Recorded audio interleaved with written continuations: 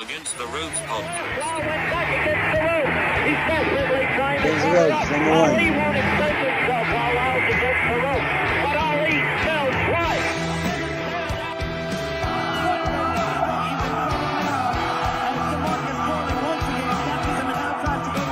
Against the ropes. All right. Mayweather back into the ropes.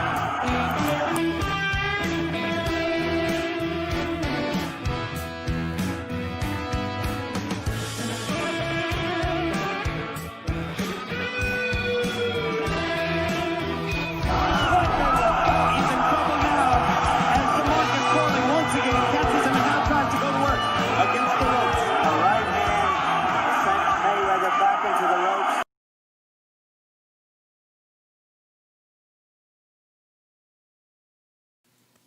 All right, ladies and gentlemen, welcome back.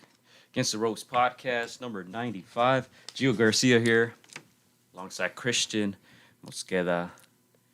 What day is today? Friday? Happy Friday, everybody. Happy Friday. Happy Friday. Man. Bringing you another special episode. Yeah, and we have none other than renowned boxing and MMA Cutman. He's worked with the Klitschko brothers to Tyson Fury to Adonis Creed, Mr. Yes, Jacob sir. Stitch Duran. Yes, sir. Welcome to the show, Mr. Stitch. I love that. All right, thanks for having me on, man. Now, thank you for taking the time. We know you're very busy, especially like these weeks. Thank you for taking the time to talk to us. Us mere mortals. You're very well known. You are the face of Cutman everywhere. Legend. So, yeah, thank you for taking the time to join us. Yeah, well, I'm a mere mortal also, brother. just good at what I do, man.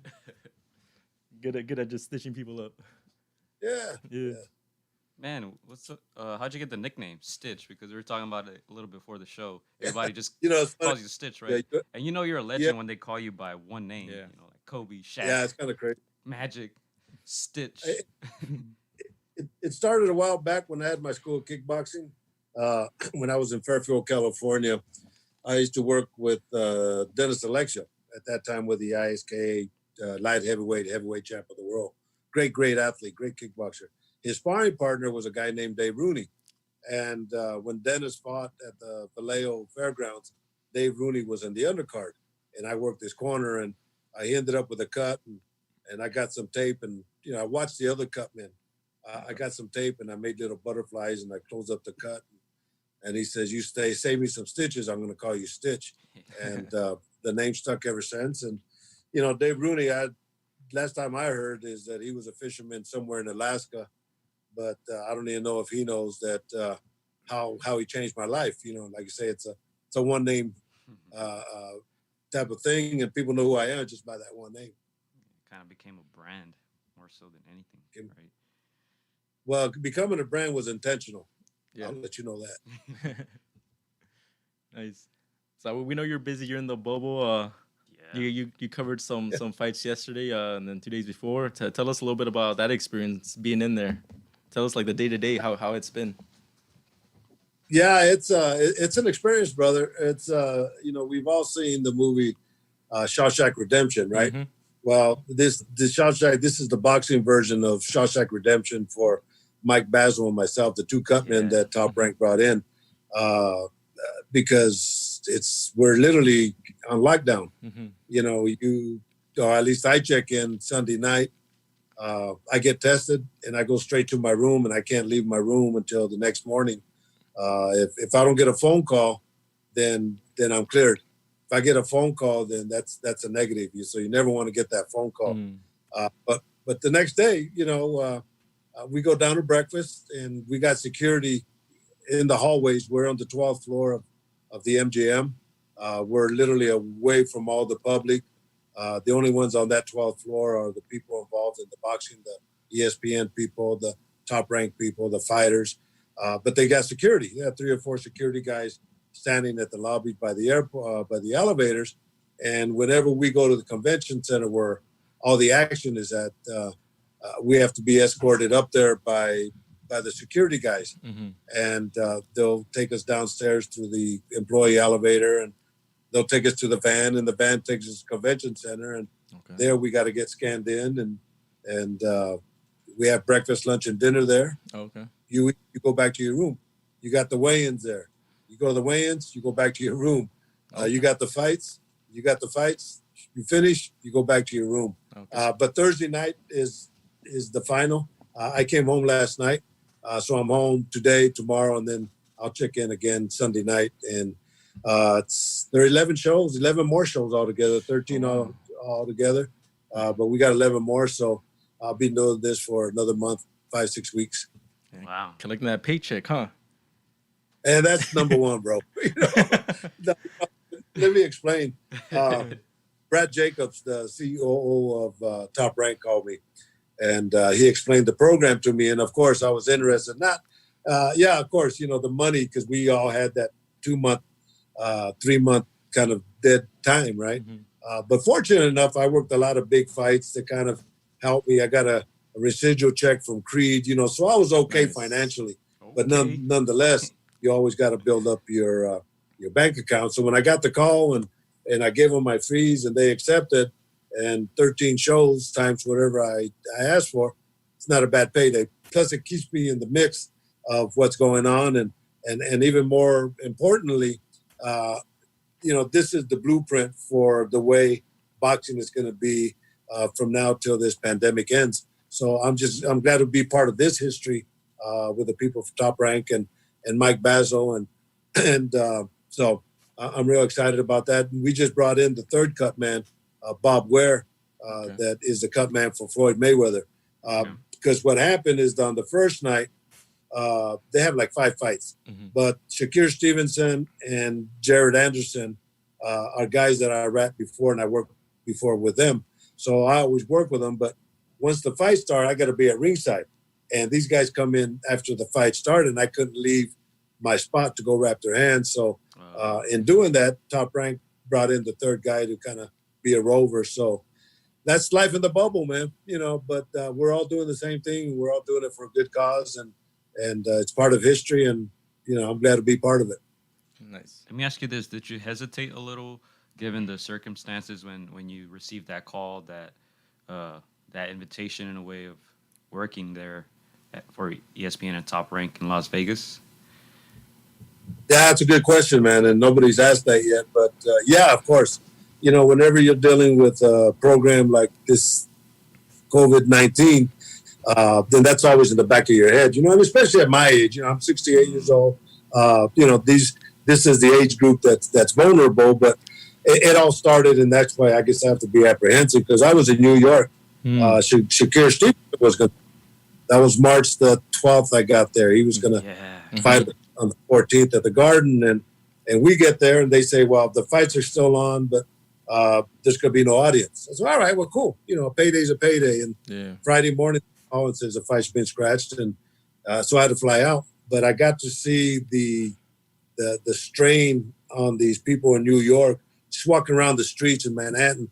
They all look just burned out because of the mental thing of what was going on. Nobody knew what was going on. So when I got the call, when he explained to me the safety factors on how everything is being done and how what they call the bubble, where we're all just isolated in one location, then it works out okay for me. And then I get tested on Sunday, and then I get tested again on Wednesday. But these tests, let them come, because at least I know I'm cleared. And when I come home, like today with my wife, then I know that, we could do things together. But and the same token, if I go out, like I have to go shopping, grocery shopping, I have to be careful. But wear your mask everywhere you go, guys. Yeah. Definitely. Well, you mentioned that this is the blueprint. There's obviously no way of knowing when boxing and the fans will come back. But what do you think is the time frame when they will go back to normality, if at all? Yeah, that's a good question, man. It'd be at least 6 months, I think. I wouldn't be surprised if this continued up till the start of the new year.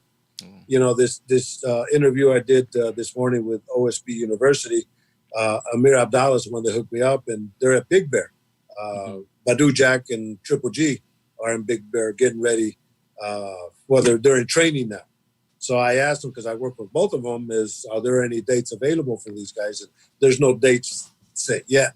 But once again, that's why these promoters right now, it's not so much of getting fights booked, It's more of how they're going to handle it so that everybody could be COVID free. So, like I say, being part of this is the whole world's going to look at it. The whole boxing combat sport industry is going to be looking at the way we're putting things together, and we're doing it the right way. Nice. So the process of actually choosing which corner you're going to be in, is that at Yeah. random? Yeah, let me tell you how that goes. All right, so Mike Basil and myself were kind of like the house fighters that Top Rank brought in, and the reason they brought us in is because you can't have a volume of people, so each fighter is entitled to bring 2 trainers, and usually it's the 2 trainers.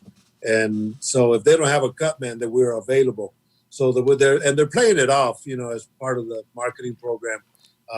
We'll be on stage. They'll introduce us. We'll get off the stage. And once the fighters get on the scale and they weigh themselves, then they flip a coin to see who's the one that's going to draw the envelope. So they got an envelope that has my name and Mike Basil's, kind of like the Academy Awards. Yeah. So they'll pick one, and whoever they... I think in one fight you work in that gentleman's corner. Yeah, well, I think that was an excuse that they used. Oh, really? That's just one stitch, man. Yeah. I think that was, and that was the excuse that they used. They said, pues, nomás hablamos puro español. It's okay, pues, let them know, let them know that you prefer me. But yeah, bottom line is we're here to protect these guys and take care of them. And like Shakir Stevenson and Jared Anderson, I had worked with them before. So the guys I've worked with before is automatically they're mine. And I know Joe Smith is fighting, I think, July the 16th or the 14th or something like that. So I'm automatically going to be working with him. Okay. And then I think there's guys like Jesse Magdaleno who Capetillo served as both cutman and cornerman, right? Is that correct? Yeah. In fact, even last night, Gabe Flores, and I've worked with many fights with Gabe Flores, but that poor guy, him and his dad, they're good people, man, from Stockton. Good people. I really love working with them. But they moved to Las Vegas to improve, to take that next step. And as soon as they moved, this pandemic kicked in, so they had to be on lockdown. But they ended up starting to train with Capetillo. And, the offer that we have of working with them, but they said, no, you know what, we've been working with Capetillo for the last 2 months. We're going to use him, which is fine with us, because we're neutral for the most part. And it's kind of really the same system that we set up when I was with the UFC. Burt Watson, myself, Don House, we literally set this program up together where, we get to wrap the fighters' hands if they need them and work their corners. So for us, it's not new. Nice. Chris, I think you had a question about that neutrality, right? Yeah. So I had a question. I mean, you're you've been in there with world champions. You have the experience. These fights, some of these young men, their teams, this is the first time that they're on a national stage, and maybe and they're probably lacking experience. Do you guys ever talk? Do they ever ask you for advice, or like in the heat of the moment? I know your job is just to be a neutral cut man, but do you ever say something to the coach's ear to try to win the fight for the fighter? Yeah, well, it's a good question, man. And but yeah, my job as a cut man, any job as a cut man is to basically do his job and let the coaches do the coaching. But whenever I meet this guy, once I get off the scale and I know which fighter is going to be mine, I'll go talk to him and the coaches, and I'll get some pertinent details of I'll be working your corner, and are you gonna wrap his hands, or do you want me to wrap? A lot of times coaches, they wrap their hands, but they say, "Oh, Stitch, man, we got you. Crazy not to have you wrap hands." Yeah. So I got to go and do that, But then I also tell them, I said, "Look, here's the way I work best is if I could work on the right side of the ring, and then just give me his face. You guys take everything else." But during those fights, normally my job is not to give instructions, but I'll throw in a little motivational every once in a while, 1 or 2 words, and that's it. Nice. Just to keep the kid focused and let them know that we're there to take care of them. Nice. Now you were in Blue Nose Lopez corner, Adam Lopez, last week, I believe. You were in his Yes. corner, and he was able to win that fight against Louis Coria. Close fight. His eyes were swelling shut. Yeah. Right? How did you see that in the corner? Because he was winning the fight, but was there any concern about the eyes swelling shut at any point?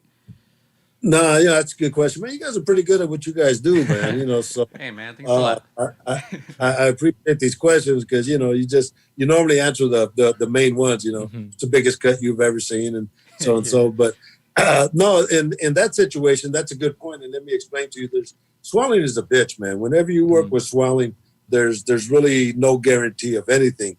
But you look at the type of swelling where it's at, and then you could see the progression, right?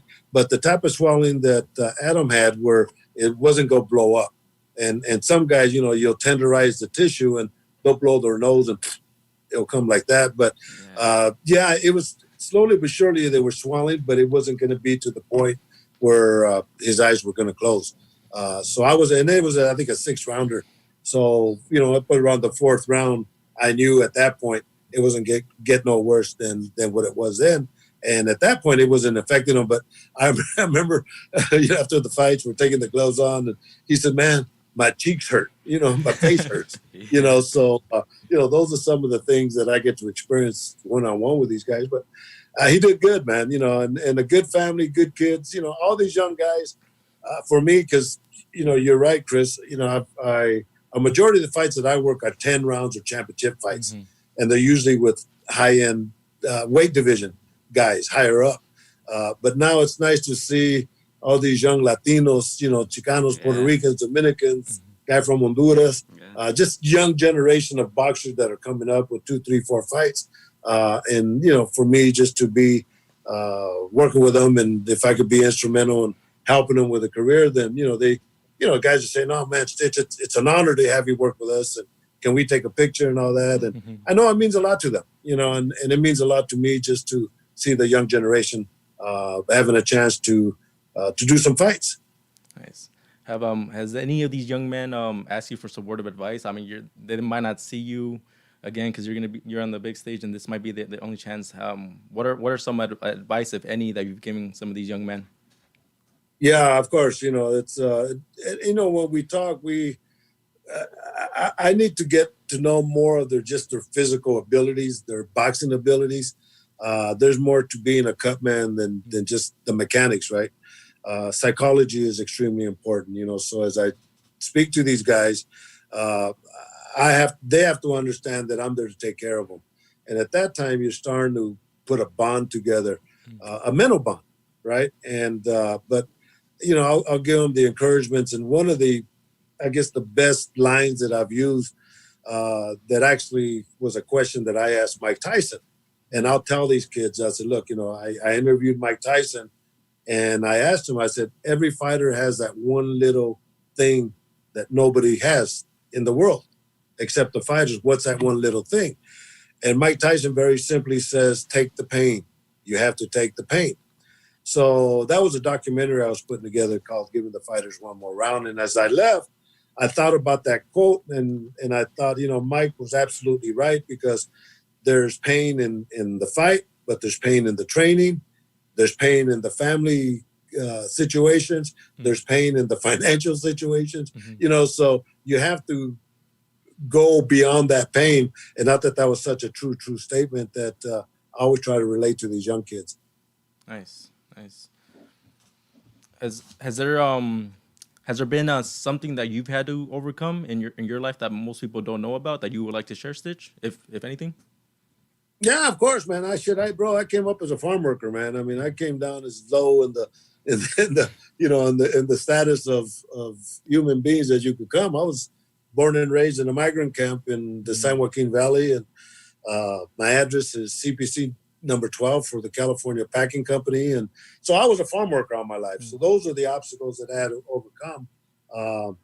And I did, and that's why I spoke to this, OSP University. They're all young entrepreneurs on what it took for me to cross those boundaries, right? And but yeah, of course, there was a lot of struggles that I didn't know what I was going to do, when I was going to do it, and how I was going to do it, but joining the Air Force in 1972 is is what really kind of opened up my life. And, like I told these young kids, and I'll tell you guys, and I'll tell your listeners, is, we're all scared. And I always tell people is follow your dreams because they do come true, but there's that one line, and you guys did it, I'm sure, when you guys started your podcast, there's that one line. And if you don't cross that line to get to the other side, you'll never have your 95th show or your 100th show.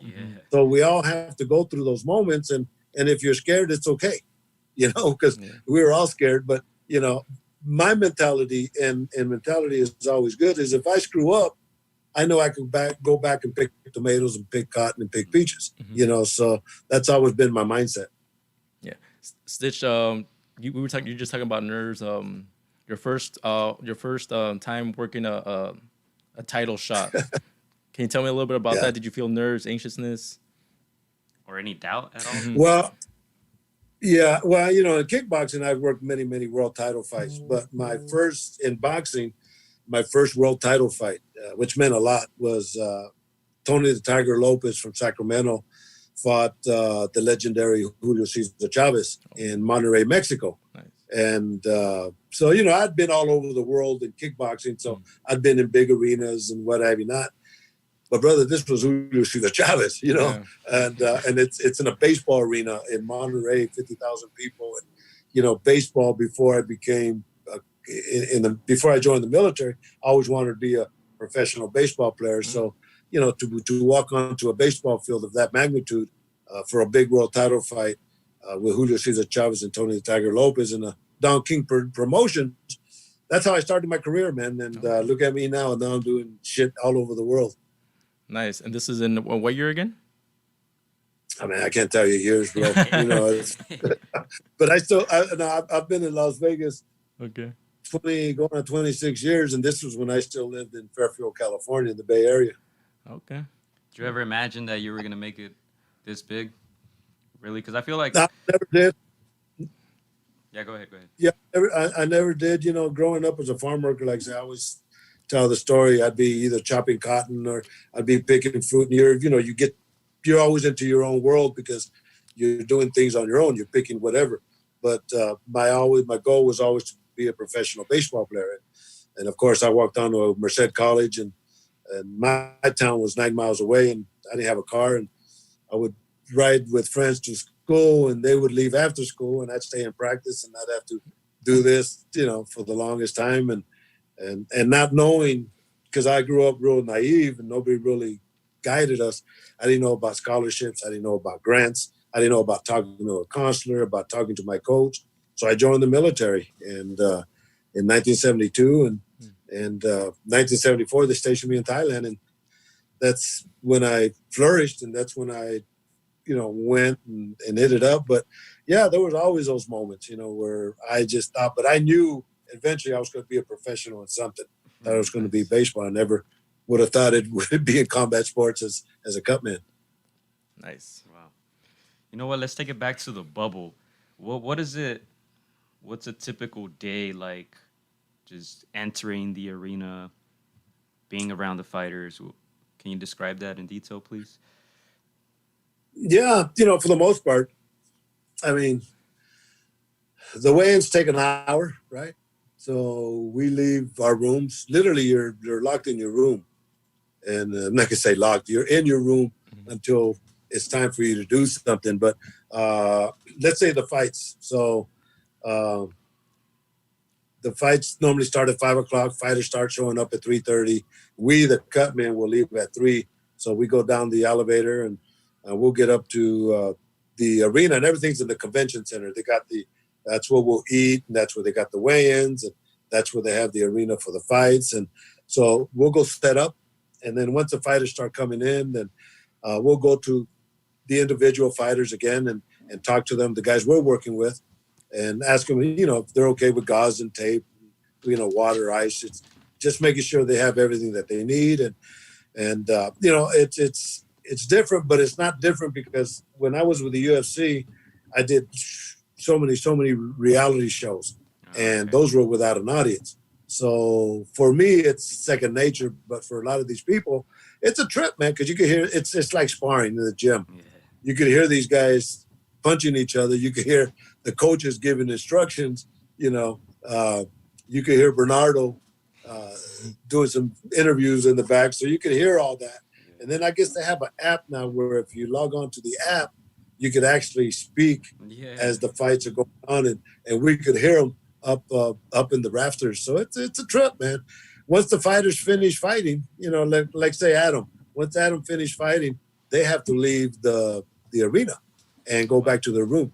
It's real restricted, and that's why I say it's the Shawshank Redemption of boxing. Because literally we're in the bubble, and the bubble could be construed as a prison, in a nice way. But we're all having a good time. The spirits are good. Everybody's joking around, and we're starting to get some real good friendship. From the fighters that you've seen on these top ranked cards, which one has impressed you most, Stitch? It's a good question, man. I don't know. I mean, there's Adam did good. Actually, Adam and the kid that he fought did good. There's been 4 or 5 young kids that have shown some real good skills, and I don't know, man. I do too many fights, bro. It's tough for me to get an honest answer. Yeah. All right, I'm gonna give you some rapid fire questions real quick. Let's go. Just a few. Sure. I'm just gonna ask you some of the fights that you worked in your career. So I'm gonna ask you, what has been the most entertaining fighter that you worked with? Entertaining? Yeah. Well, I think a bunch of them. Johnny Tapia, very entertaining. I loved working with him. Wladimir Klitschko and Vitaly Klitschko, because of their status and who they were and how big they were entertaining. But no, it's tons of them. Okay. But Johnny Tapia was special in himself. Okay. Best offensive fighter that you've seen, either work with or didn't work with. Best offensive fighter. Offensive fighter? Mm-hmm. I'd have to say Andre Ward, because I've worked with Andre ever since he turned pro, and I always looked at him as not being an outstanding fighter. Everything that he did right, but that's why I have to put my money on him, because everything that he does right. So might not be the prettiest of boxing, but it's definitely sure the most effective. Yeah, and I think you worked with him in the movie, right? What was his actor name in that? Wheeler, I forget his Danny Wheeler. Ricky Conlon. Was it Ricky Conlon or something like that? I don't know. Yeah. Oh yeah, the Crippler or something like that. Okay, best defensive fighter that you worked with, the one that made your job easy. Johnny Tapia was very good in the defense. Okay. I had to give him credit. Amir Khan was good defensively. He would get cracked at time, but he did pretty good. But Johnny Tapia, just his style of fighting. Tyson Fury. I just worked with him when he fought Deontay Wilder for the first time. And I worked with Wladimir Klitschko when he fought Tyson Fury. And when Tyson Fury beat Klitschko, I thought Klitschko had a bad day. But when I saw Fury fight Deontay Wilder, his defense was tremendous. And it's just a natural defense. Nice. What's been the best promotion that you've been a part of?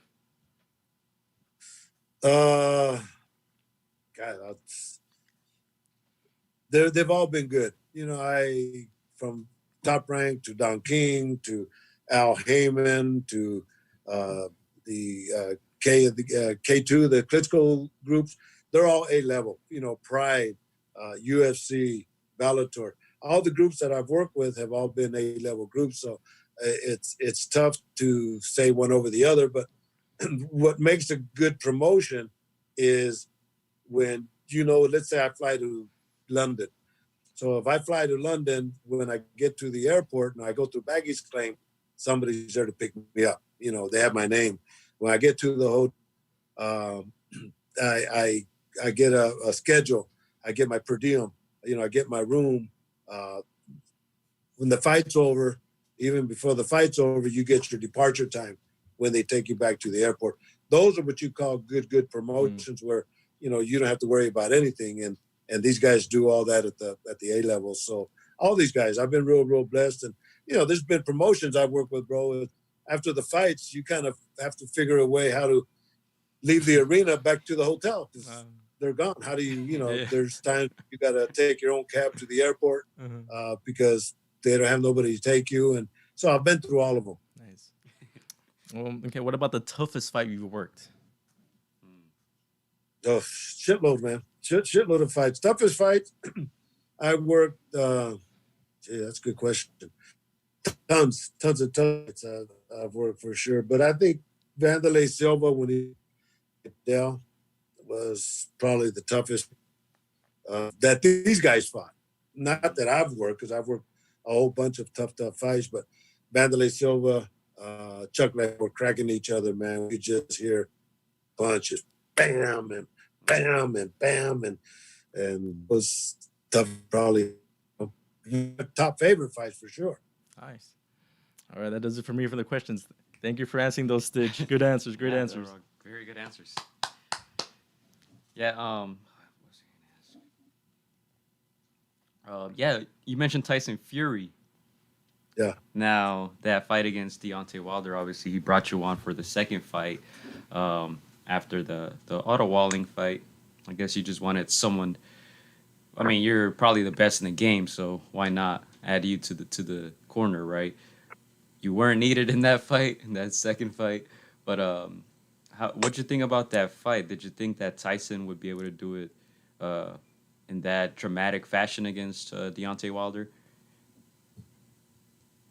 Yeah, of course. You know, I number one, to get called to work with Tyson Fury under the circumstances of how everything came up with him getting cut the fight before and him fighting Deontay Wilder on the first fight. And, you know, he came up like the Walking Dead and the rematch. And but the way I understood it is I got calls from a couple guys that Bob Arum was asking about me and you know, about working with Tyson Fury. And then word is that Tyson Fury was asking about me. And, you know, so I got the call to go meet him 2 weeks before the fight. And we met each other and we talked and we went over the cuts and I felt them. I looked at him and I told him what I'd be doing for him. And, you know, he welcomed me to the team.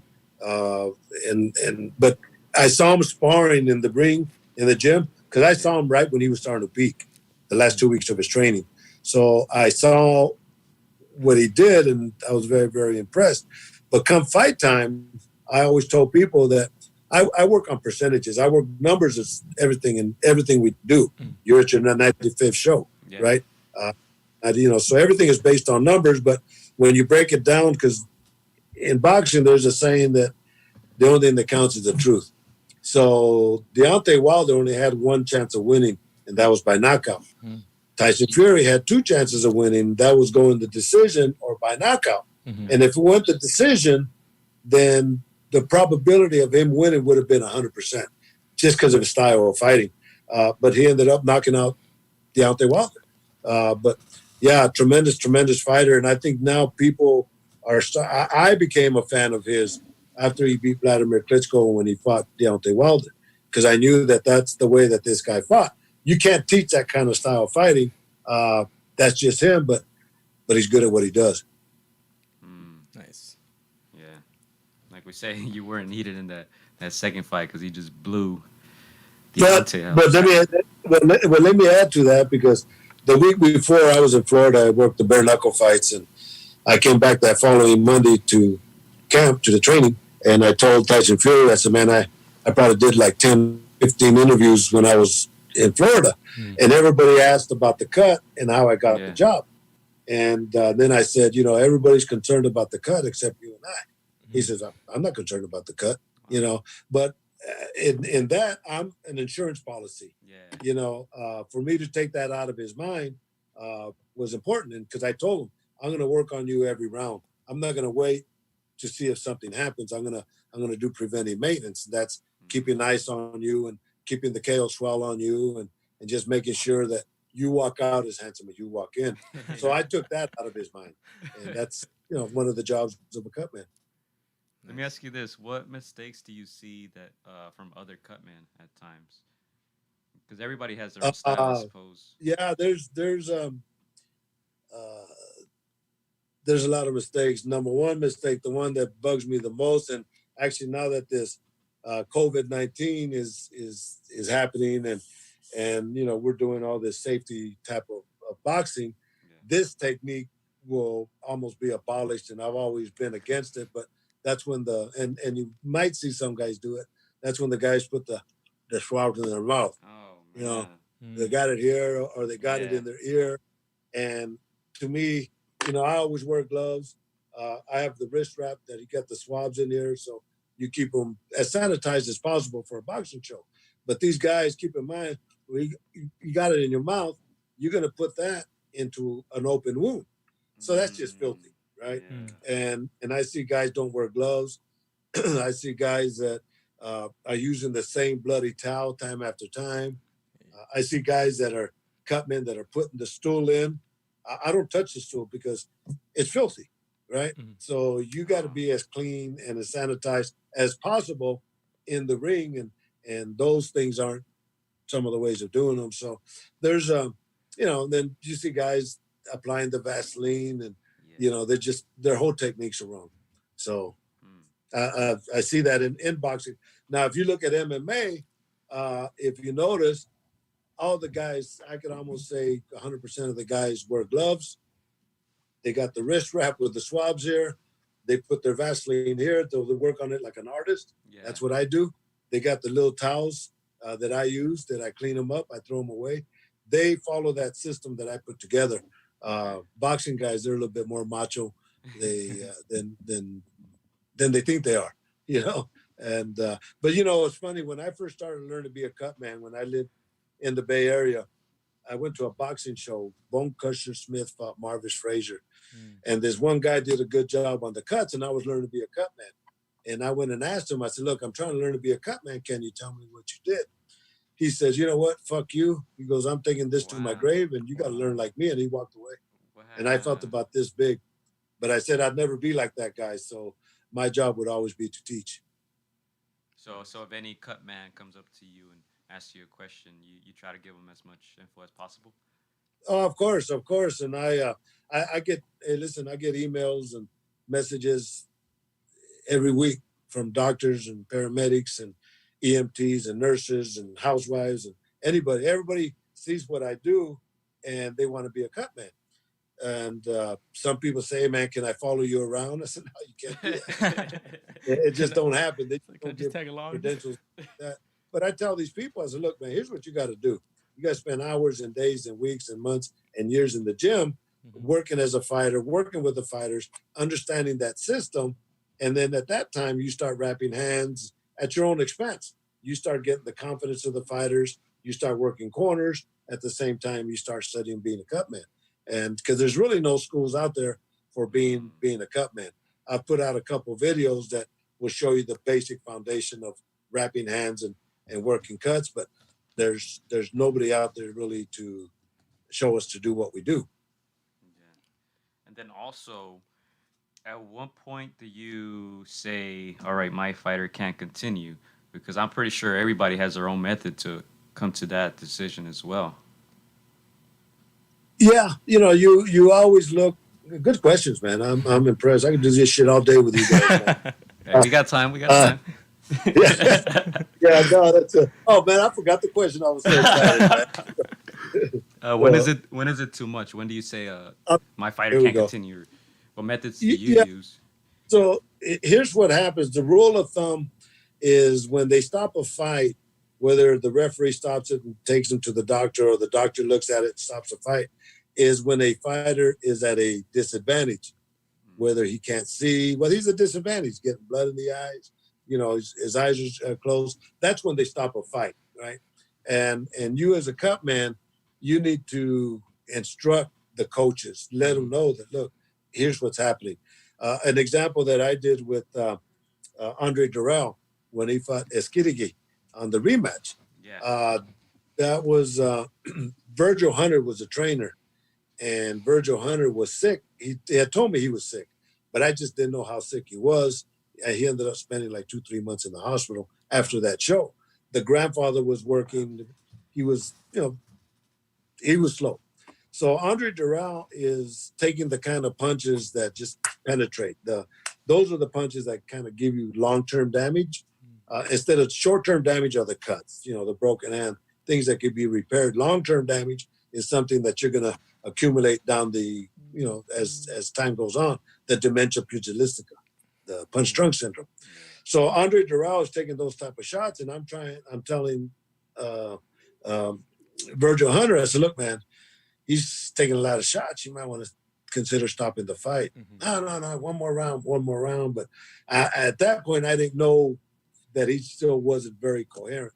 So I see the doctors sitting behind me and they're talking, and I get into the ring and I'm working on Andre Duran, and it's just him and I. And I said, look, the doctors are thinking of stopping the fight. Do you want to continue?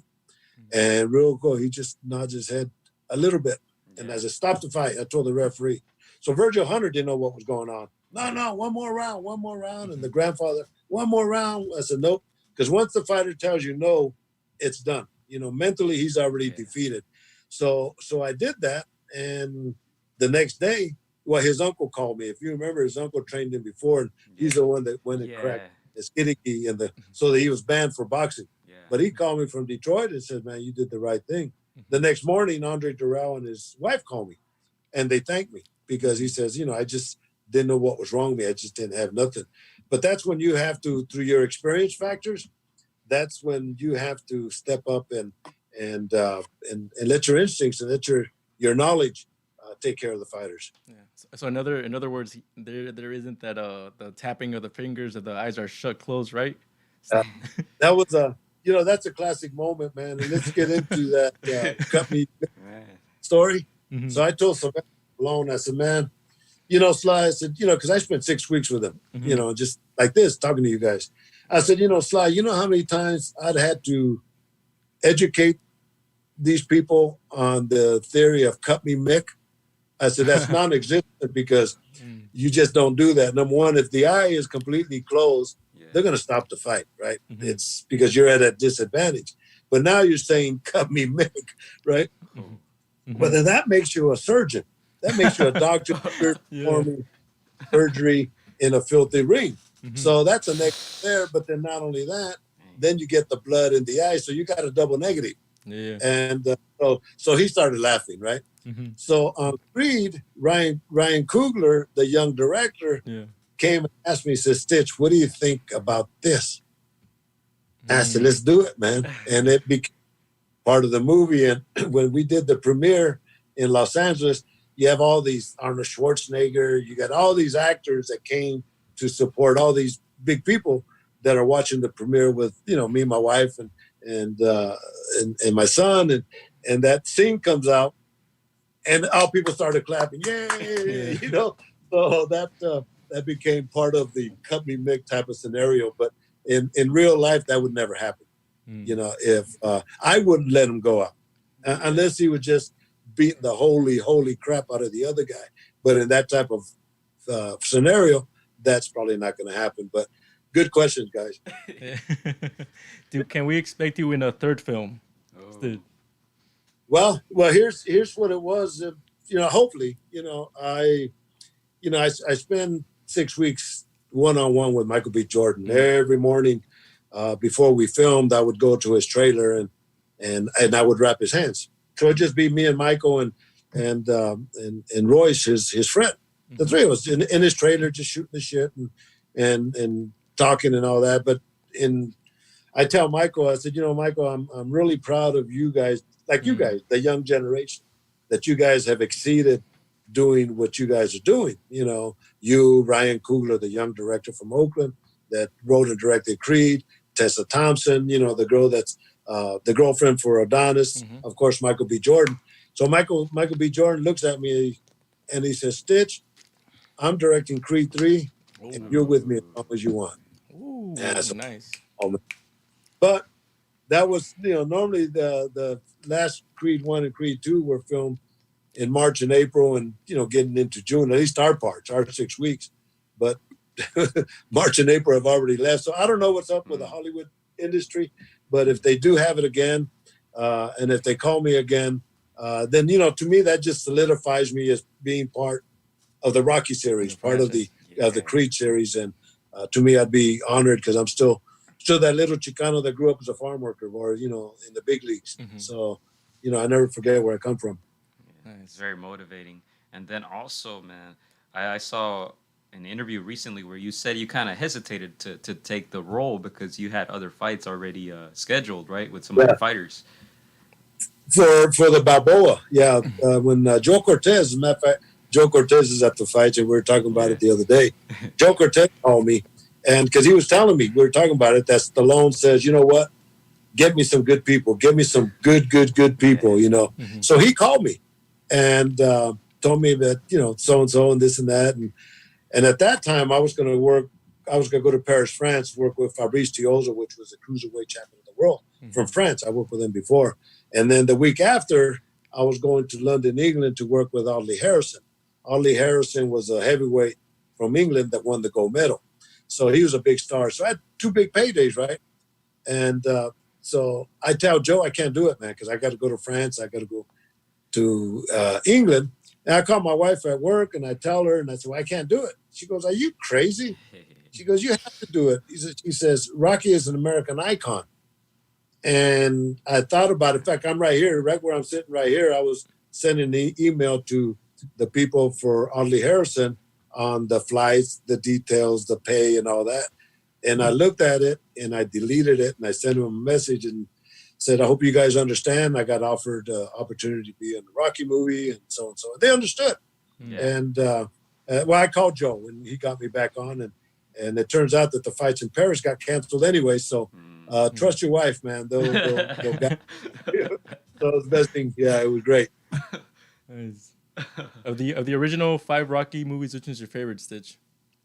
That one, of course. Okay. Of course, I'm in it. I'm in it. That one. Yeah, of course. Now, you know, you have to love the first one, right? Mm-hmm. And you have to love the one with Ivan Drago. Yeah.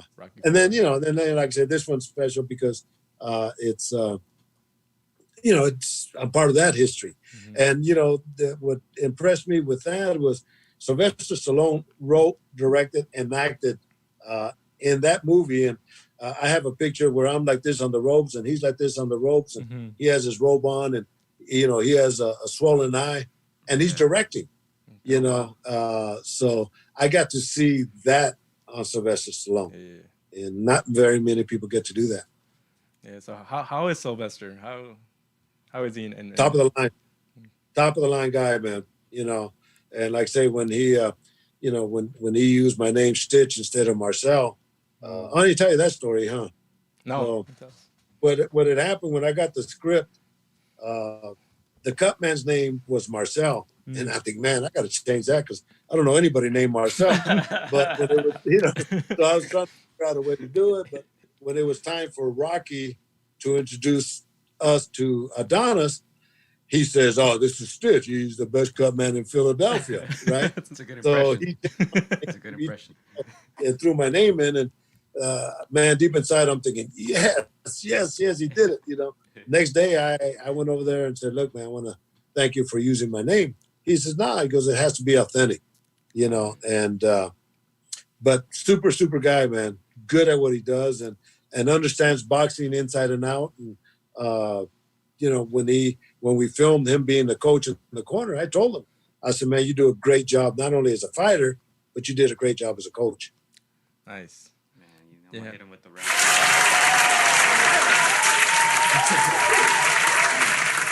Yeah, when I saw that scene where Adonis meets you, I'm like, oh, he's got a good cut, man, because that guy cuts easily. Adonis. Yeah. They want me to say some lines, but shit, I'm not an actor, bro. I didn't know what to say. You know, hey man, you know what kind of cuts you have, you know. That's so hilarious. I kind of blew that moment. Oh, so what were some of the lines that you had that you might want to say now? Oh, well, it's cool because I didn't have a lot of lines, but residuals, and it's what they call mailbox money because it just comes when they sell it to the movies. You know, they get the SAG people get money, and then they divide that amongst the people that have lines, words, right? So on the first one, shit, I don't know what my line was, man, but I got residuals, and on the second one, in the beginning of the movie, he's warming up in the dressing room, and they're showing him on HBO, and I got the changer and all the media's there. And my $1 million line was, "All right, everybody out, let's go." That was it. Nice, there you go. Yeah, so yeah. So, but I get residuals from both those movies, and I get residuals from Here Comes the Boom, and Okay. with Woody Harrelson and not Woody Harrelson, Kevin James and Salma Hayek. And Okay. I get residuals from Here Comes the Boom with Woody Harrelson and Antonio Banderas. So yeah, so $1 Million lines. And you know the thing with Kevin James, I didn't have lines at all. And once again, I had to say something that way I get residuals because you get more money. Mm-hmm. They pay you good for the time you're working, but the long-term monies that you make with residuals is more than you make from the actual fights. So, or for the actual movie. Mm-hmm. So I had to think of something. But Kevin James, when it was time for me to do my scene with him, he pulled me aside and he says, "Stitch, we got to have you say something," which I thought was great on his part. And so I'm playing the dumb part. And I said, well, here's what I tell the fighters: welcome to the UFC. Oh, yeah, that's good. That's good. So when the scene comes, he gets cut, the bell rings, they sit him down.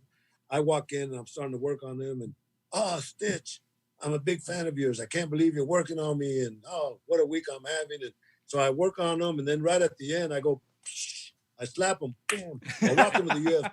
And then I walk out and he didn't know I was going to slap him. Everybody started laughing. And that became the one take, you know. So that was it. Boom. Well, welcome to the UFC. That was my $1 Million line.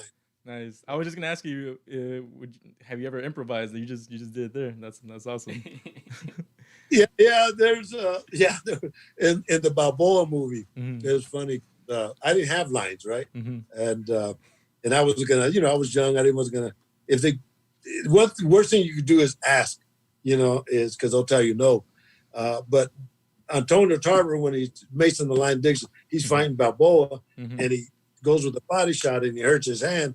And he's sitting down. And when I interviewed Mike Tyson a while ago, I asked him, I said, every fighter has that one little thing, take the pain, right? Yeah. So Antonio Tarver says, oh, I hurt my hand. So I yell out, I improvise, take the pain, take the pain, Nice. And so when I see the movie, they dub my name or my voice, and the coach himself is saying, take the pain, take the pain. Nice. So they stole my line. Ah, they owe you. Yeah. They cut the check. I'm not gonna. Wow. Nice. So yeah, we're just talking about Rocky Balboa. One of his last fights was in the story is when he was in his 50s, 60s maybe. You just talked about Mike. Some of his videos went viral. Would you like to see him do an exhibition match if any fight at all? Mike Tyson. No. There's a big saying where you can beat anything, but you can't beat time. And to see Mike Tyson come back and is like, remember Joe Louis? Yeah. What he had to do, and just kind of discredit him a little bit. But no, I wouldn't want to see him do that. Yeah. I'm with you. Yeah. It's Duran here with Against the Ropes. Let me ask you guys, would you guys be interested in seeing Mike Tyson? Ted, would you be interested in seeing him do an exhibition? Chris? Exhibition. I know Gio's gone on record say he doesn't want to see because of the age. I think they offered him like 20 million. I was like, if I want to see Mike, it has to be headgear, it has to be short rounds. But again, at the same time, I wouldn't want to see him. I think he's on a different path in his life now where he's at peace. It's like his second act, and why mess that up? At the end of the day, his health comes first. So I think a part of me wants to see it, but then a part of me is like, no, let's just leave it be. Mike already gave us a lot of tremendous fights in his youth. Yeah. Hey, I had the privilege of doing pads for Mike, because I was a trainer also, and they Panama Lewis called me to do pads for Mike, so I did like a week's worth of work, and I would have been glad just one day, and so I got to feel his power. Nice. So yeah, I was just about to ask you about Panama Lewis because we had the director for Assault in the Ring. We did an interview with him maybe 2 weeks ago. A couple weeks ago. And what are your thoughts on Panama Lewis and that whole Billy Collins, Luis Resto controversy? Yeah, that was, I saw that HBO special. I thought that was great. But I've worked with Panama Lewis twice. When Francois Botha fought Mike Tyson. Panama Lewis. Well, Panama Lewis used to have a couple of Russian fighters, Sultan and Timur Ibragimov. And I used to do pads for guys. I'm I was a trainer before I was a cutman, but when I moved to Vegas, I didn't come to be a trainer because I had a 8 to 5 job, so I couldn't give you 150%. But I would do pads, and guys would hire me. And when Bolta fought Tyson, Panama brought me in, so I got to work with Panama. But yeah, he was old school, you know, and I think that's what happened with Billy Collins and Louis Resto is the reason that the states started creating athletic commissioners to inspect and see what you do, you know. But in those days, the gloves were horsehair. And what had happened, I guess, right on the palm, they did a slit, and then they took all that horsehair out and then readjusted it. But I remember reading a Sports Illustrated magazine or article on that fight, and Billy Collins says, he tells his dad, I feel like I'm getting hit with rocks, you know. But I remember the fight with the father shaking Louis Resto's hands, and he don't let go and all that. And but yeah, and then Panama is the one that called me to do the patch for Mike Tyson, and that was right before Freddie Roach came on board. So I did like a week, and then Mike left to DC. I think he was divorcing his wife, and when he came back, Freddie Roach took over. But yeah, I was glad just to do patch for them that one time. Nice. Yeah, because Panama Lewis, I guess he's seen as what, you know, like maybe like a bad guy. He's, you know, seen as he has that Don King reputation in a way, you know, the villain in a lot of these controversial moments. No, he was controversial, and you know, and before that Billy Collins one with Aaron Pryor with Alexis Arguello. Yeah, the water bottle. You know, yeah, give me the bottle. No, the one I mixed. You know, of course, everybody always asks him, but yeah, Panama was. You know, that was the kind of guy that always looked to take the advantage in a fight, whether it was right or wrong. And the majority of the time it was wrong, you know, but that's why it's like the guy that wrapped Margarito's hands. Yeah. You know, ESPN had called me and they wanted my opinion on that. And I said, well, look, here's how we set up. Whenever we have a fight, of course, you know, we got the gauze, we do the padding, we got the gauze, we got the tape, we do the strips, we got everything laid out. So when the fighter comes and sits down, everything is like a doctor, everything is already laid on the table. Yeah. Well, what happened with Margarito is his coach reached into his bag and pulled out the padding, and those were the paddings that were made before they got there, which I guess were the ones that were questionable. So I said, that's not the norm that we do as top professional people. Yeah. So something was wrong in that glitch. And same thing with Panama Lewis. You know, no, the one I mixed. Yeah. Yeah. Wow. That's crazy. Yeah, I think that's and that's on the ring. That's where I guess Rouge Resto kind of opened up what was in that mix. Yeah. It was the asthma. Some type of asthma pills that help your respiratory system.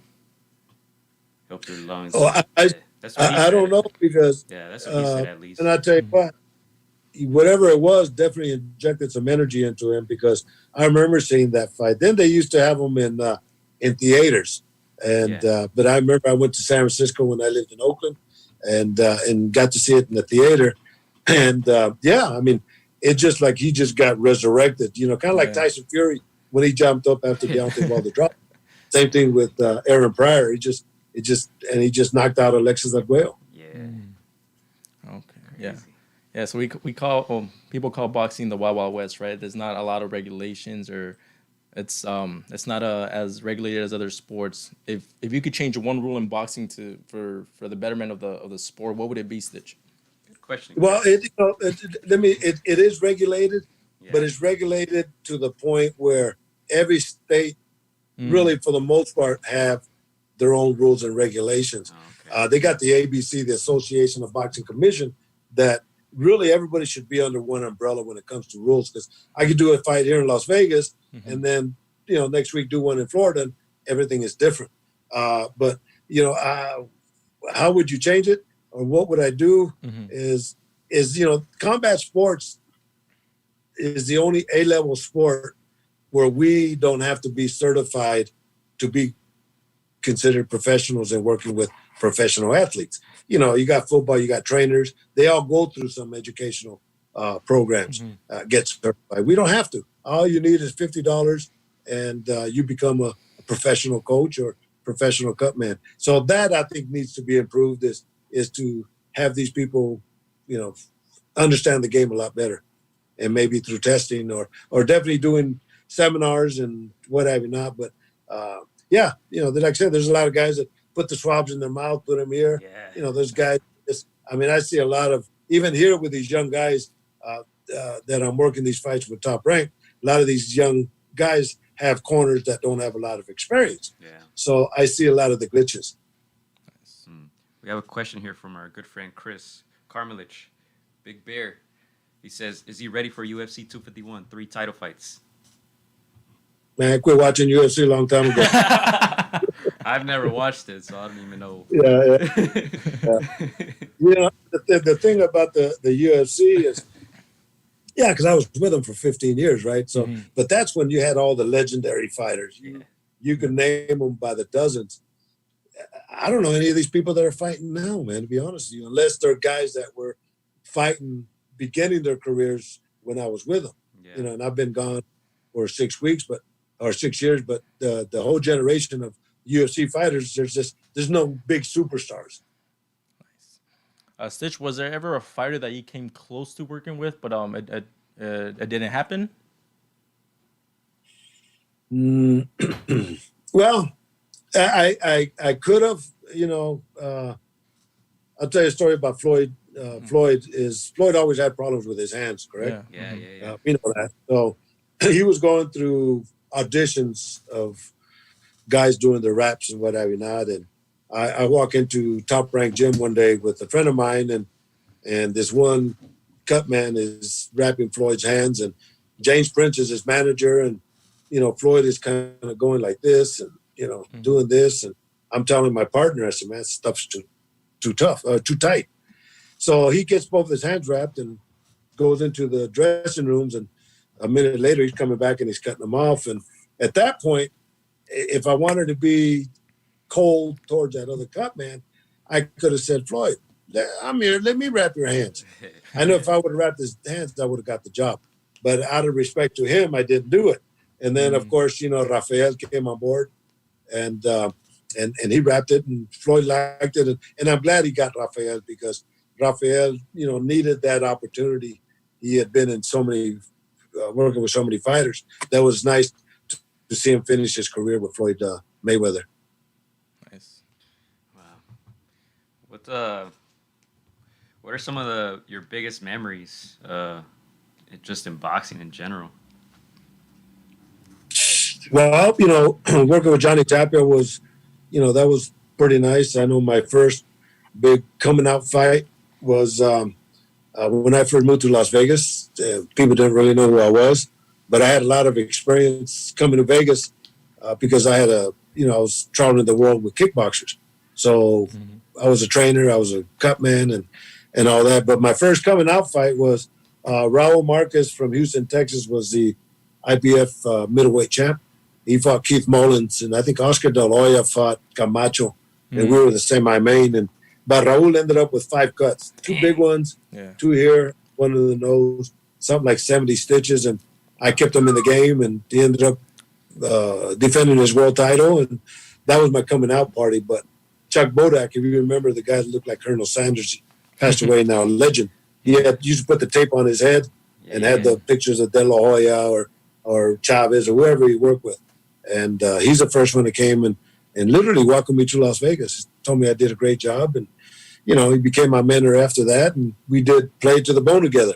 So, that's a memorable moment for me right there. We have another question from our good friend, Chris. You touched on Michael B. Jordan a little bit, but he's asking, how was working with Michael B. Jordan? Any real boxing skill there? Yeah, he did real well, man. He did exceptional.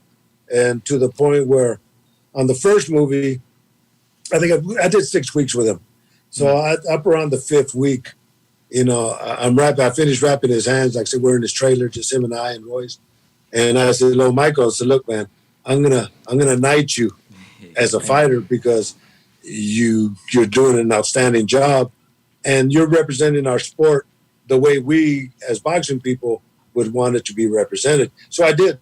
I knighted him there. But what an athlete, man. Tremendous athlete. And in the second movie, you know, I took care of him just like I do all the fighters, but he was showing me his knee and he had a bunch of water in it. And this was after filming. And he said, Stitch, what do you think? And I kind of look at it and I push it and it's all liquidy. I said, man, you got to go to the doctor and have it drained out. You know, I mean, he worked that hard. So the following Monday, come back and he has a video. I said, look, Stitch, I went to the doctor and showed me the video where the doctor put the needle in his knee and drained all that fluid. But, you know, that's the kind of relationship that, I mean, he did things like a fighter and getting hurt was one of them. Mm-hmm. Yeah, he had to spar Gabe Rosado, right? If I'm not mistaken. Yes. Okay. How was that experience? Did you see that? How was that? What did Michael B say about that? Yeah, well, the first day of filming that I did was that scene when he's fighting Gabe Rosado. And that was pretty nice because, you know, my goal was always to make it to the Blue Horizon in Philadelphia, which was a small arena where people literally, you would sit on top of the balconies and look down. Great place for small, intimate fights. And I never made it, but the area that we used, they kind of duplicated the Blue Horizon. But yeah, that was a one take. Everything that they did was one take. And but yeah, you know, Michael had a lot of great respect for Gabe Rosado because Michael came into Gabe Rosado's world. Nice. Yeah, and then shout out to Sly. He gives these boxers opportunities. I know he's had Victor Ortiz in his films. Andre Ward was in. Andre Ward. Like you mentioned, Gabe Rosado. Nice. Yeah, they got some real fighters in there, man. Yeah, they sure did. Nice. Yeah. Let me ask a couple more questions before we get out of here. We're about an hour and 10 in, man. Yeah. I Wow. tell you. Time flies. We got one more hour to go, guys. Don't worry. I'm just kidding. We know you got to get some rest, man. You've been busy with the top ranked fights and all that. Let me ask you this. How many times have you had to help somebody out after like a cut or something in a street fight or a bar fight? Does that happen? I got answers for that too, bro. Yeah. So we did a UFC show at the Staples Center, right? And so after the Staples Center, the hotel's walking distance away, right? Yeah. So after the show, you know, the Cutman, we pack up our stuff and we're still walking. And all these people are outside mingling and what have you not. And they see us and, hey, let's take pictures and all that. So we're taking pictures and to the right of me, see this one guy, older guy gets pushed, bam. And the guys are kind of scuffling and I'm thinking, they're pretending to be UFC guys, right? So they were older guys, maybe they're middle 40s, late 40s, you know, but they were drunk. At least one of them was drunk. Well, the son of one of them pushed the other guy so hard that the guy fell on the cement this way and he got knocked out. And I'm 6 feet away from him and I got my stuff with me. And I said, man. So I get in there and I look at him. He comes through and he has a big old cut right here. We called it the UFC cut. So I got my stuff and working on them. And all these people are taking pictures and it came out on some YouTube or something like that. And I'm working on them. And he finally realizes, he goes, oh, Stitch, I can't believe you're working on me. And, just, you're working on me. So I got the gauze there and I tell his partner, I said, look, keep squeezing this. You got to take him to the doctor. He needs stitches. You know, so yeah, it happened. It happened at a bar fight also where a guy got knocked out. That's crazy. He said, tell him Stitch sent you. He said, but I couldn't believe it. He's all shocked. Stitch, I can't believe you're working on me. You know, dope. So that's a highlight of his whole career. Nice. I'm asking another random question. Do snitches really get stitches? I don't know. I ain't no snitch, bro. Good answer. But if you snitched on me, I'd probably kick your ass. Oh, I got a question for you, Stitch. If there was is there a fight in the past, you know, between fighters that you wish, like, if you could have been in the corner of any fight, which fight would it have been? That's a good question. Well, it's a good question. I think if I had a choice to be in a fight that I'd want to be in, I think it had to be with Roberto Duran. Ooh, Against anybody. damn. You know, I'd say Sugar Ray Leonard, but he beat Duran. Mhm. You know, but I think just to be in the corner with Roberto Duran, even Alexis Arguello, those are two guys. If I had a choice of working with them, would have been great. But they were before my time. Mhm. Nice. Good. Yeah, we have answer. somebody. And, you know, let me tell you Go a ahead, story go ahead. about Roberto Duran. Yeah. So we're Zab Judah's fighting at the Mandalay Bay here in Las Vegas, and I'm walking with some of my friends from MMA Junkie Radio, George and Goes, and Roberto Duran comes up to me, and in Spanish he's telling me how he's so proud of seeing me do what I do and representing the raza and what have you not. And, Nice. you know, we get our hugs and all that, and he goes that way, and my buddies are saying, that was Roberto Duran. You know, they were shocked. I was shocked, you know, that he acknowledged me doing what I did. And, you know, I thought that was a pretty special moment for me. Nice. Wow, that's crazy. We have somebody asking here, does Stitch still work for UFC? No, sir, he does not. No. Let's see. When you did the 3 tabs on the back of Michael B. Jordan's neck in the movie when he couldn't see it, did you ever? Oh, you answered that earlier, right? You Yeah. answered about the tap. The tap. Yeah. Yeah, that was fantastic. Somebody asked, are you related to Roberto Duran? No, No, put right? it in the heart. But you know what?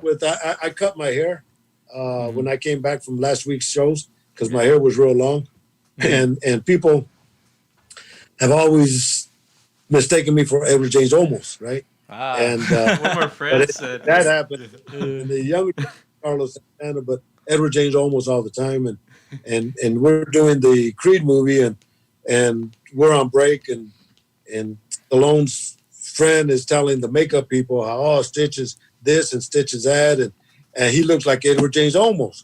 Well, Stallone's like this, and without breaking any kind of stride, he's more like Edward James almost. And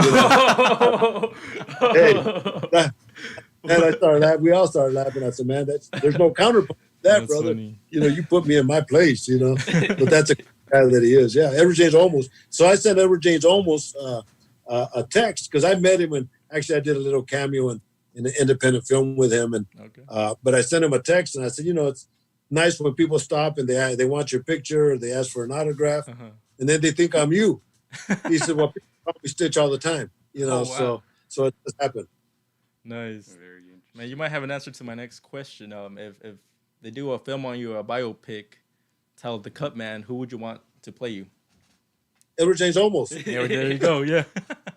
I don't know. Somebody skinny guy. You know, I was real skinny. I was like 145 pounds. You know, growing up. I don't know if it was just, but you'd had tall, skinny, and had a big afro. And so in the younger ages, I don't know. I'd have to do a screen test with people. And in my older life, you got a mustache and glasses, and you could be it, man. Nice. Yeah, Stitch. Let me ask you this. I'm looking at the schedule right now for Top Rank ESPN. Are you going out to Mexico City too? It says June 20, Mexico City for Navarrete's fight. Are you going to be out there too? No, they have a different promotion up there doing what okay. Top Rank is doing here. Oh, okay. Yeah, Stitch is staying in No, the I bubble. wouldn't want. Did you hear me? No, Yeah, I don't know. Go I was ahead. like, Stitch is staying in the bubble. Yeah. I don't want to take no chances till, Rudy Hernandez, one of the cutmen that I've worked with for many years, and Chicanito Hernandez's brother. He also works with the UFC, but he worked with a fighter last night. And we were talking about this. He goes, it really wouldn't bother me except for the fact that it's affecting the whole world, So it's not just something that's local. It's a worldwide thing. And that's something that we have to take serious. And if I minimize my chances of being in the public, then that's what I'll do until, we get a hold of something. Nice. Yeah, man. I think that's all I got, man.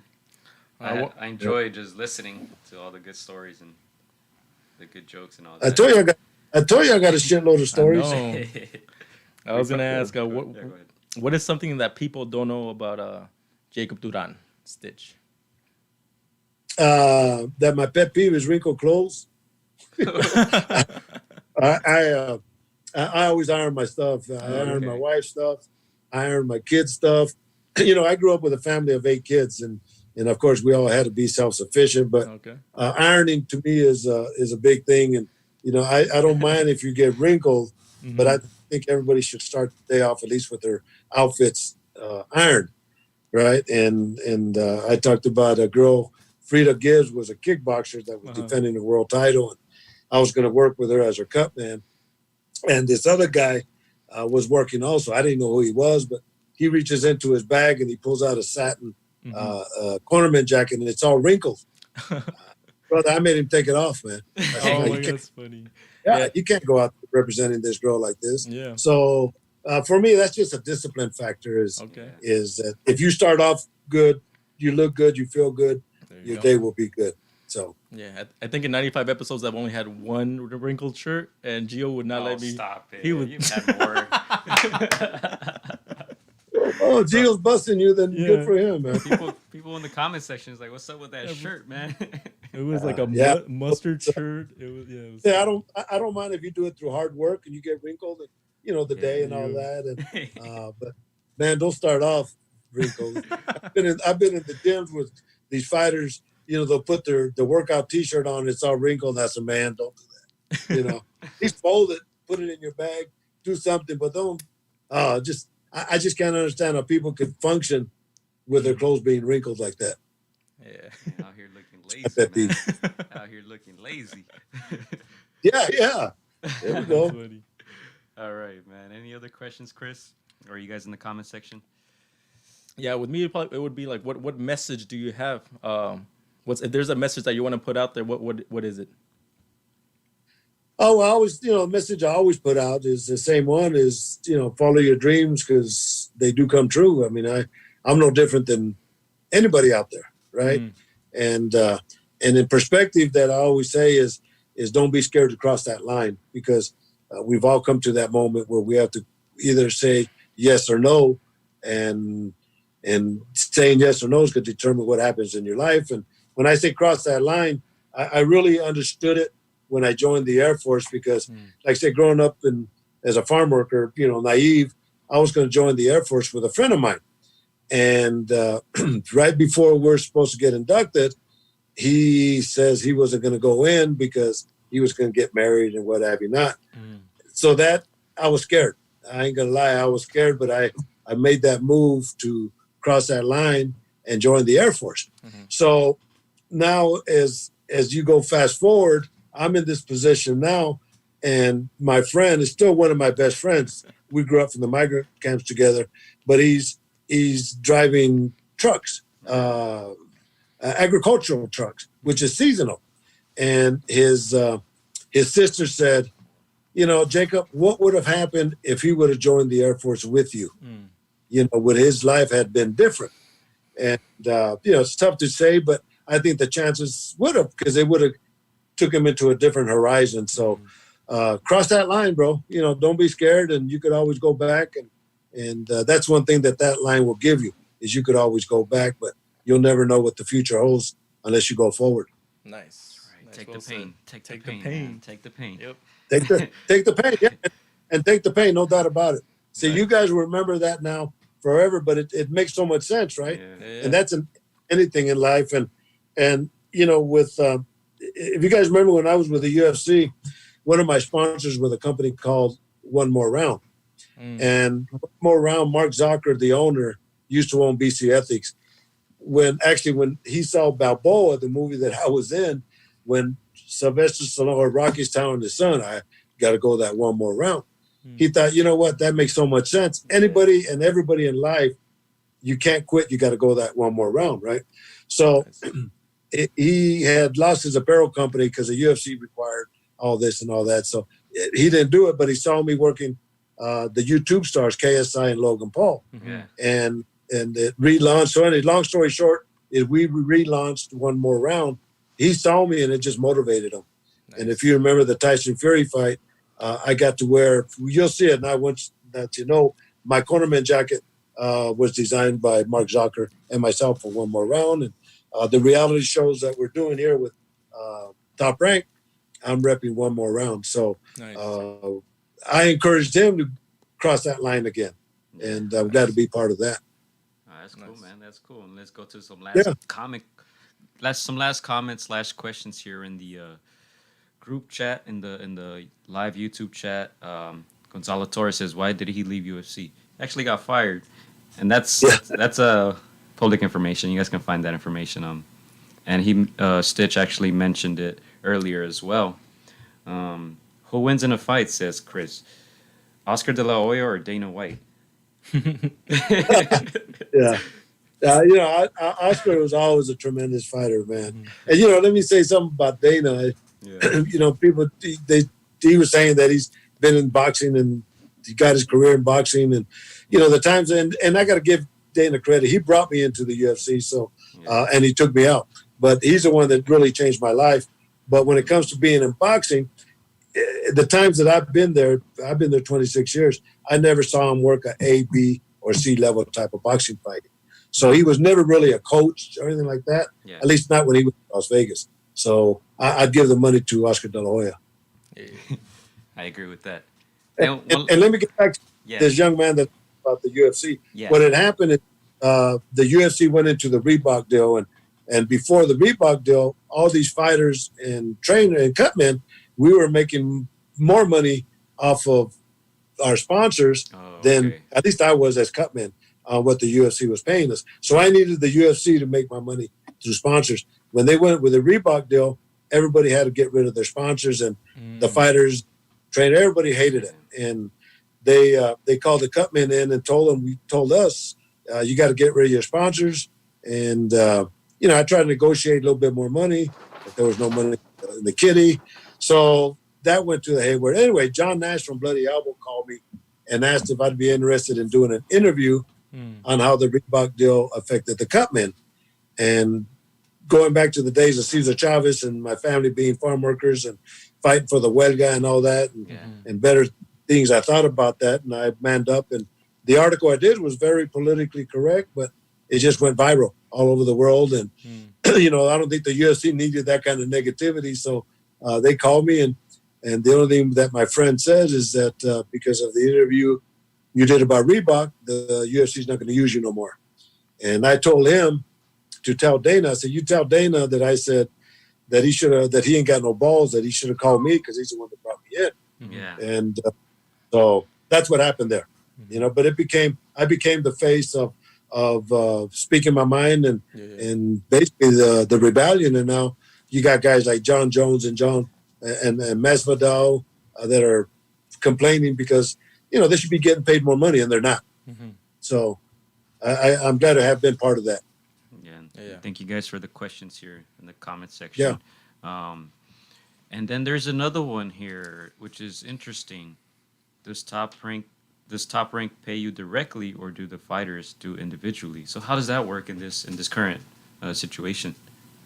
Yeah, that's a good question. And Top Rank is paying us, and so it's kind of like the MMA. That's what MMA.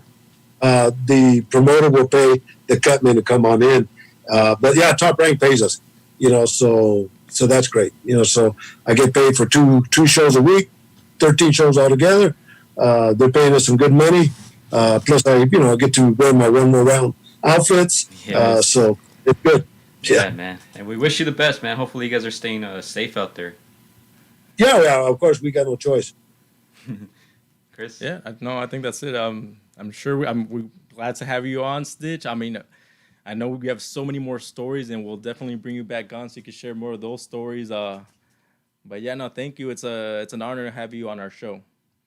Okay. No, you guys, thanks, man. And congratulations and on your 95th, and 100's right around the corner, man. So all the best, you guys. Yes, and thank you, the listeners. Good questions. That's what I like, because, I could do this all day because it's like barbershop talk. But it's nice. It's nice when people ask questions that aren't just your normal type of questions, but questions that people need to know.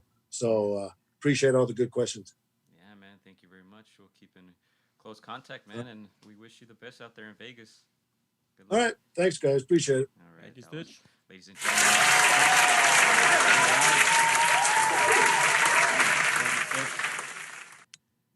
All right. Yeah, that was Stitch, man, very good conversation. Thank you guys for the questions there in the comment section. Very good, right? Yeah, man, it was. That's the thing with these podcasts. You never know what stories you're gonna share, who you're gonna talk about. It's we like to just go with it and see where it takes us, and it's taking us 95 episodes, so 5 episodes away from the 100. Yeah. Gonna be holding your little 100. Yeah. Yep. Get my paper out, my Wilt Chamberlain paper, and also we have a couple shows coming up as well. Yeah. We have a couple shows coming up. We're first of all, congratulations to our boy Victor Rodriguez, right? Yeah, got that W. Improved to 3-0 now. At last night's show, top rank ESPN, he showed out, got the W. Very good fight, man. He stayed composed, even though he's very young, but you can tell he has that experience and that maturity, right, to just fight a good fight, solid fight, man. So congrats to Victor Rodriguez. Yeah, he got a good exposure, and this is the chance for him to be on the national stage. So we're so happy for him. I think he was with us in like episode 60, I want to say. Something like that. So it was great to see him put on a great performance. I know he got more exposure. I'm sure there.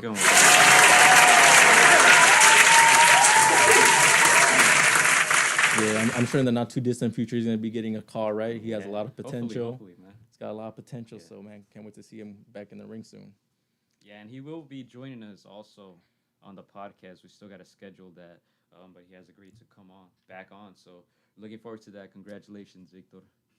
Yeah, no, shout out also to Jose Martinez. The decision didn't go his way, but again, he put on a good show. We know he's gonna come back. We talked about it's not really how it's not really about the losses, how you bounce back from those, and so we want to see him back. Can't wait to see the improvement he does. I know he's hungrier because he already has got that exposure, that taste of that national stage. So hopefully he puts some wins together and bounces back.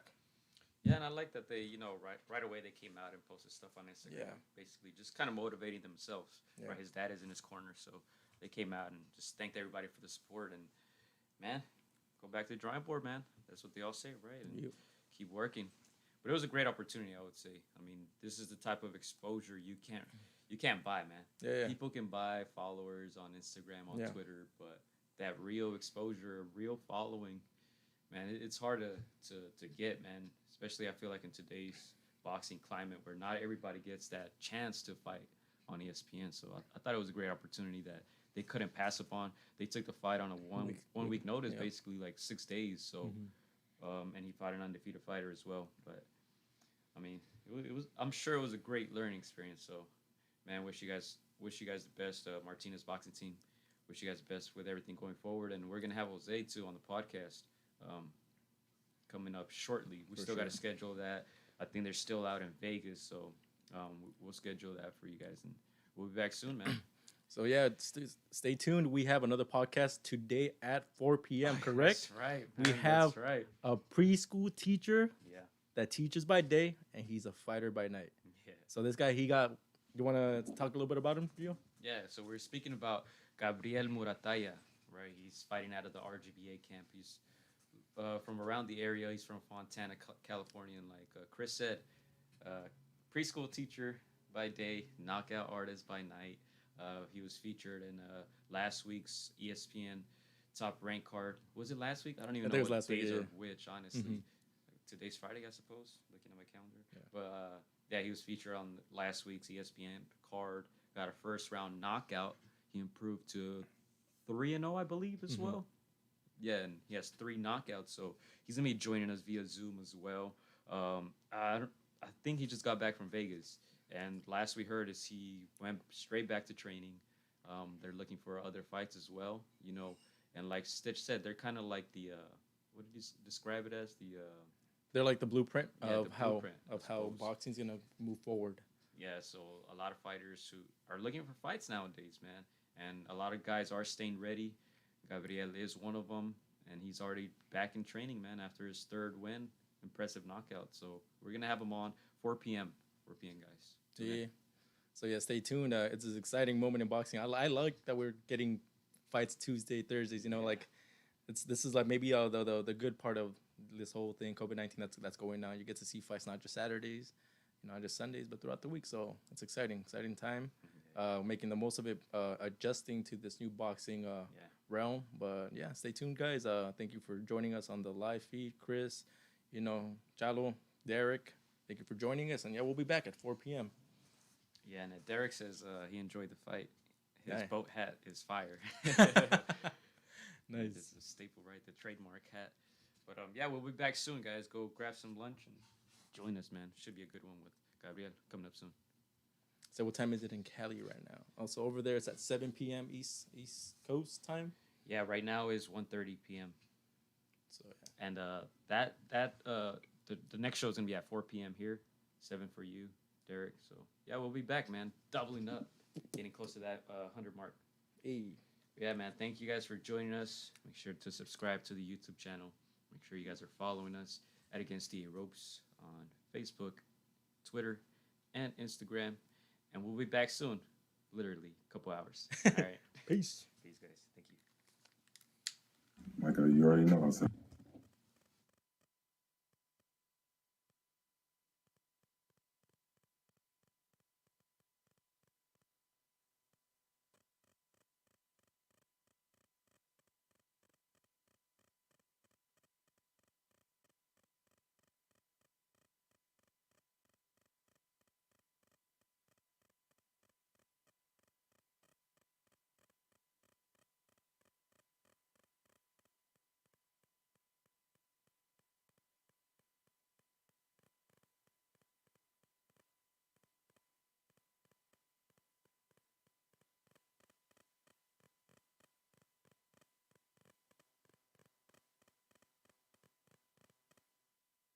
Against the ropes, man. I appreciate you guys for having me, taking the time out y'all day. Thank you very much.